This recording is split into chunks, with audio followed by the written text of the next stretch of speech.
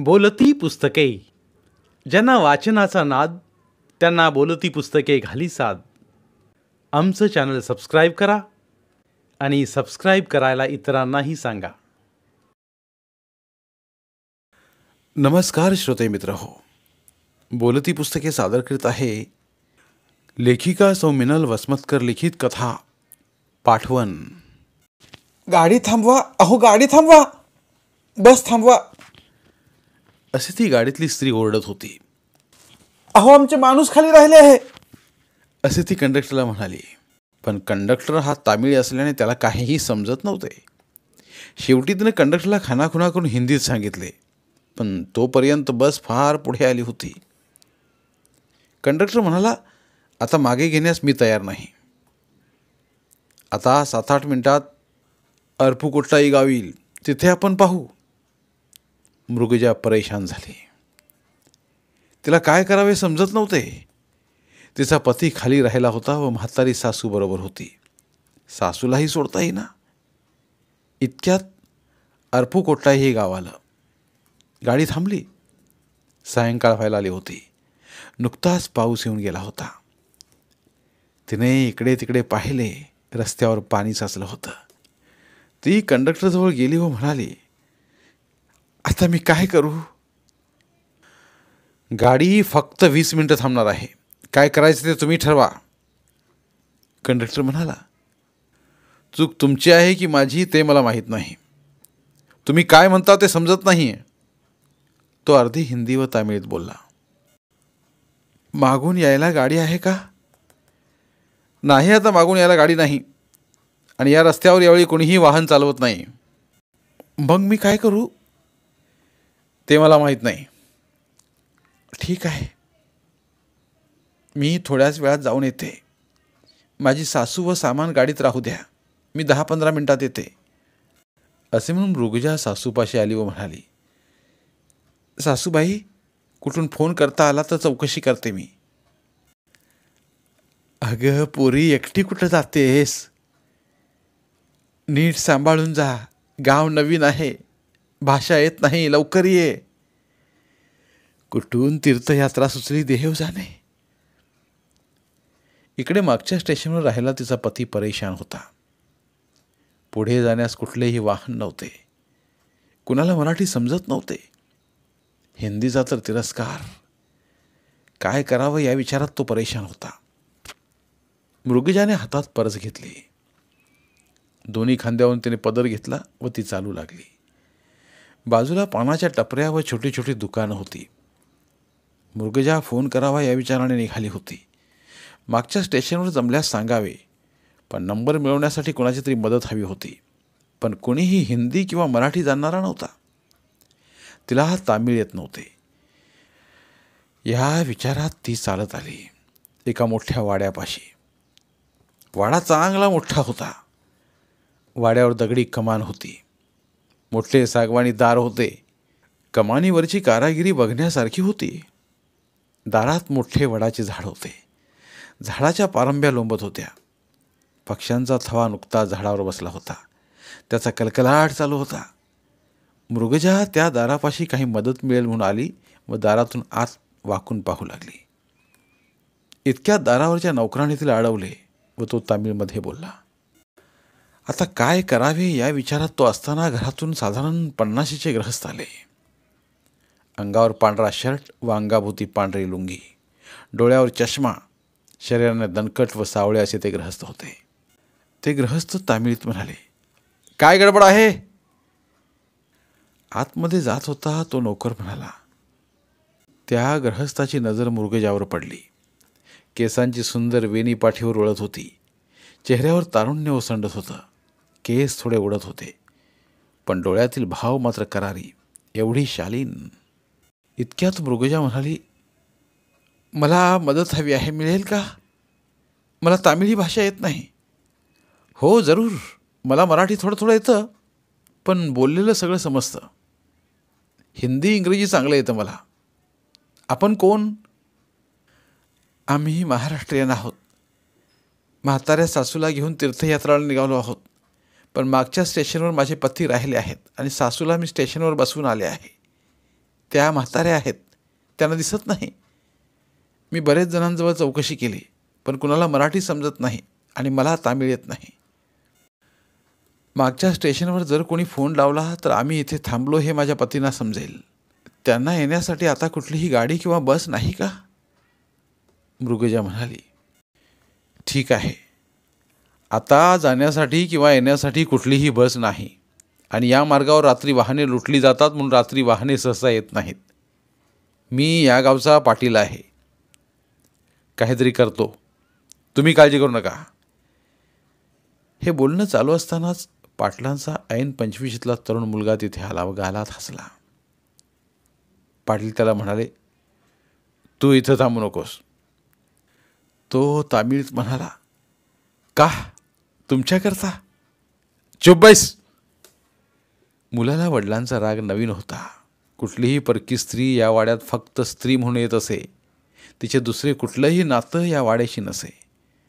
पण आज पाटील का चिडले हा विचार करत तो चालू लागला. पाटलाने नोकराला सांगितले, या मुलीला आपल्या बाया माणसात नाही.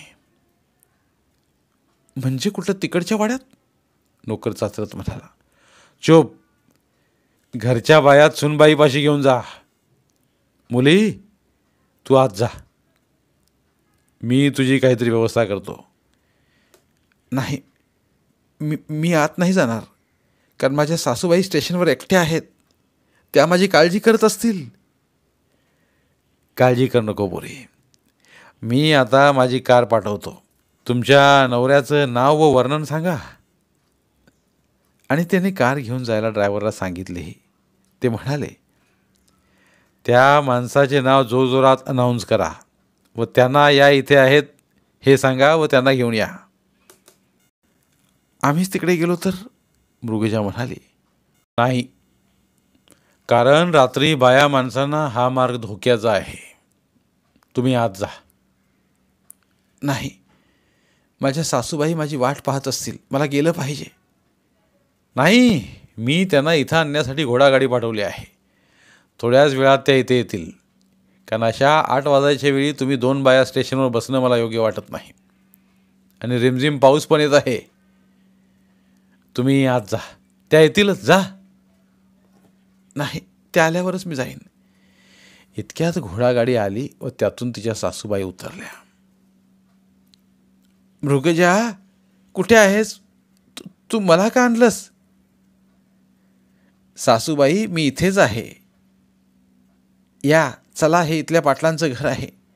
त्यांनी यांना आणण्यासाठी कार पाठवली आहे. मागचा माणूस त्यांना आत चला म्हणाला. मृगजा व तिच्या सासूबाई आत जाऊ लागल्या. त्याने एक दगडी ढाळच ओलांडल्यावर त्यांना अंगण दिसले. मोठी फरशी असले ते अंगण होते. त्याने तेही ओलांडले. तो नोकर दगडी जिना चढून येण्यास खुणा करीत होता. ते सगळे ऐसपैस ओसरीवर आले. तो नौकर मध्ये वाकून तामिळीत काहीतरी बोलला. त्याबरोबर मधून एक 30च्या आसपासची काळी सावळी घोटल्याएवढी साडी नेसली बाई आली व तिने मृगजाला येण्यास खून केली. त्या दोघी आत गेल्या. आत दिवाण, सोफा असं उंची फर्निचर होतं. मृगजाला त्या बाईंनी बसायला सांगितलं व तिने मध्ये जाऊन तांब्यात पाणी आणून दिलं. इतक्यात मघाचेच गृहस्थ आले व म्हणाले, थोड्या वेळात गाडी येईल, तुम्ही जेवण करा.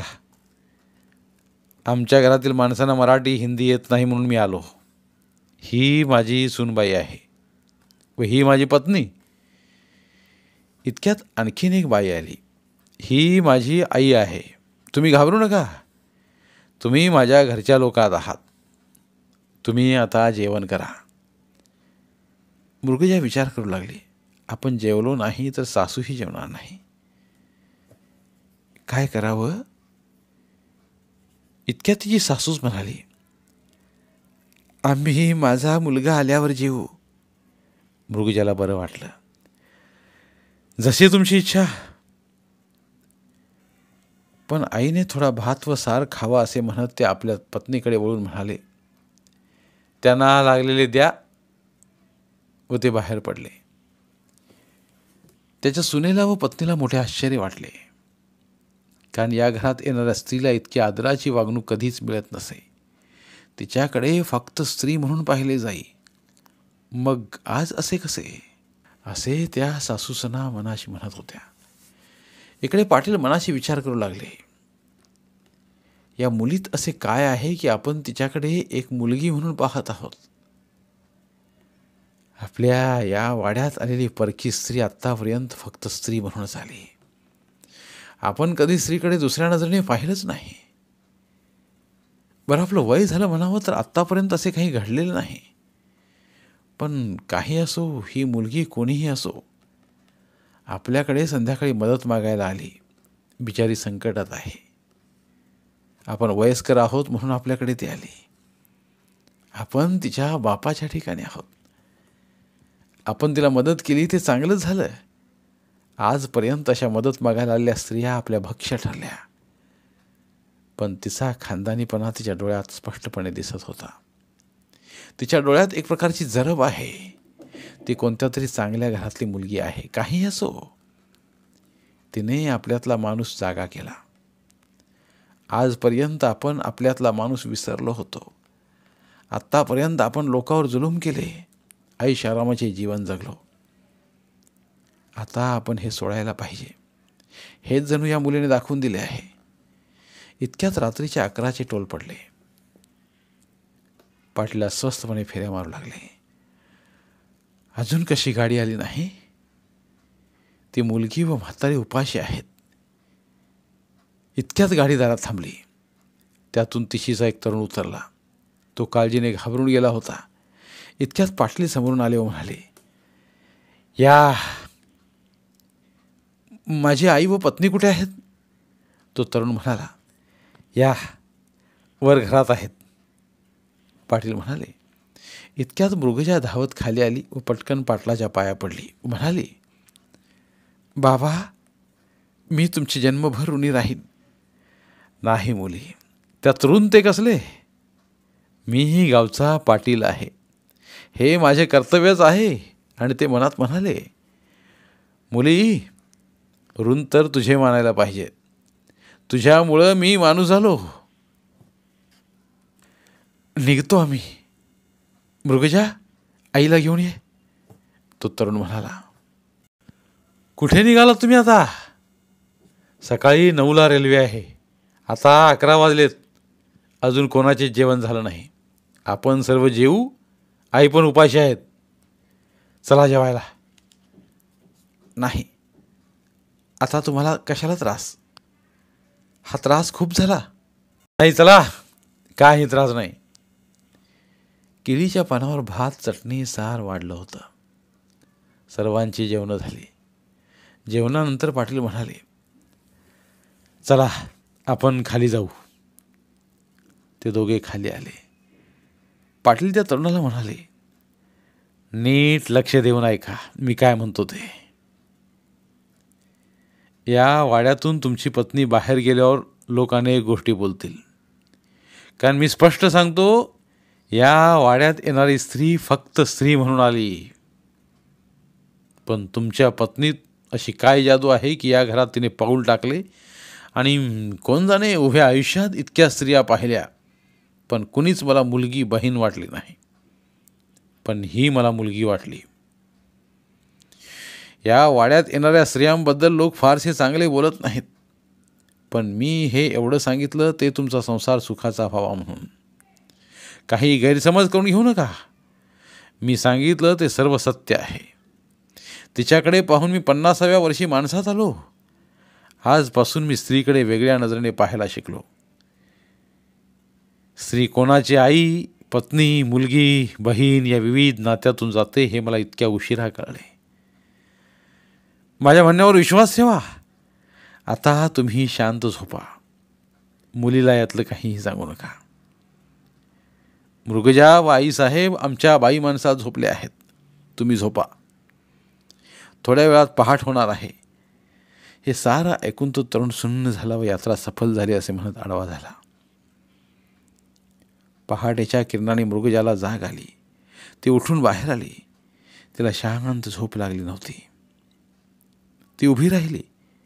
इतक्यात तिला कालच्या तरुण स्त्रीने तोंड धुण्यासाठी पाणी दिले व थोड्याच वेळात पेल्यात चहा दिला व ती गोड हसली. तिने खुणेने चहा घ्या असं सांगितलं. मृगजाने चहा घेतला व सासूला उठवलं. ती थोडं बाहेर आली. समोरच्या अंगणात एक बाई खडूने रांगोळी काढत होती. रांगोळी चांगलीच मोठी होती. तिचा नवरा त्या म्हाताऱ्या गृहस्थाबरोबर समोर तोंड धुत होता.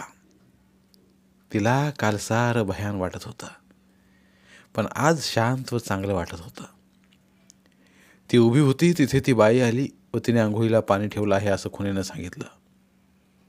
मृगजा सासूला घेऊन आंघोळीला गेली. सर्वांच्या आंघोळी झाल्या. इतक्यात केळीच्या पानावर इडली व चटणी असा नाश्ता तयार झाला. त्यांनी नाश्ता केला तर लगेचच कॉफी तयार होती. त्यांनी कॉफी घेतली व ते जाण्यासाठी निघाले. तो तरुण सामान घेण्यासाठी ओसरीवर आला व तरुणीने कुंकाचे आणले व चटई टाकली. लाल जरीची साडी व बांगड्या कुंकू लावून मृगजाला दिल्या. मृगजाने बांगड्या घेतल्या व ती त्या गृहस्थांना म्हणाली, बाबा, हे कशा करता? मी या बांगड्या घेते, साडी नको. मुली, तुला नाही कळायचं. ही साडी नाही म्हणू नकोस. आज मी या वाड्यातून कितीतरी दिवसांनी मुलीची पाठवण करत आहे. एवढ्या मानाने या वाड्यातून स्त्री कधीच गेली नाही. ती रडत आणि शाप देतच गेली. या भिंतींनी पाहिली फक्त विडंबना, ऐकले फक्त शाप. तुझ्यामुळं या वाड्याचे भाग्य उजळलं. हा वाडा शापमुक्त झाला. आता इथून पुढे हा वाडा दीनदुबळ्यांना, अबालांना मदतीचा हात देईल. मुली, साडी घे. मी आज मुलीचं पाठवण करीत आहे. मृगजाने आपल्या पतीकडे पाहिले. त्यांनी घे म्हणून खुणावलं. मृगजाने साडी चोळी घेतली. मृगजा बाबा व त्या मोठ्या स्त्रीच्या पाया पडली व तिने त्या तरुणीला नमस्कार केला. तिला कुठल्याही गोष्टीची शंका आली नाही. ती म्हणाली, बाबा, मी तुम्हा लोकांना कधीही विसरणार नाही. मला आणखी एक माहेर मिळालं.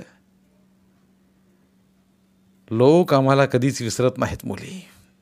ते कोणत्या अर्थानं म्हणाला ते मृगजाला कळलं नाही. ती पती व सासू सहज चालू लागली. धन्यवाद. पुन्हा भेटूया एका नवीन कथेसह.